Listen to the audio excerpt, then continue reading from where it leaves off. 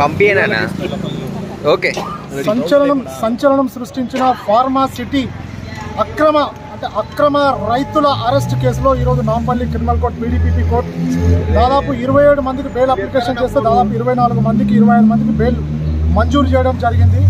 Different surety ఇస్తూ 3 months condition అంటే SHO సమక్షంలో అపియర్ కావాలని చెప్పి Nampally criminal court PDPP special court ఈరోజు ఉత్తర్వులు ఇవ్వడం జరిగింది. దాదాపు సేమ్ ఇన్సిడెంట్లో డిఫరెంట్ ఎఫ్ఐఆర్స్ చేసినప్పటికీ 36 రోజులు జైల్లో ఉన్నప్పటికీ రకరకాల కోర్టులు మారినప్పటికీ ఈరోజు కోర్టులు కూడా అంటే రైతులకి న్యాయం ఉంది, రైతుల వైపు న్యాయం ఉందని క్లియర్గా ఈరోజు జడ్జి గారు ఈరోజు వాళ్ళ బెయిల్ మంజూరు చేయడం జరిగింది. కొన్ని కండిషన్స్ ఇష్యూ చేయడం జరిగింది. 3 months వరకు ఎస్హెచ్ఓకి ఇన్వెస్టిగేషన్కి సపోర్ట్ చేస్తూ వాళ్ళకి పిలిచినప్పుడు వెళ్ళాలని చెప్పి కన్సెంట్ జడ్జి గారు ఈరోజు నాంపల్లి కోర్టు జడ్జి గారు ఆర్డర్స్ ఇవ్వడం జరిగింది.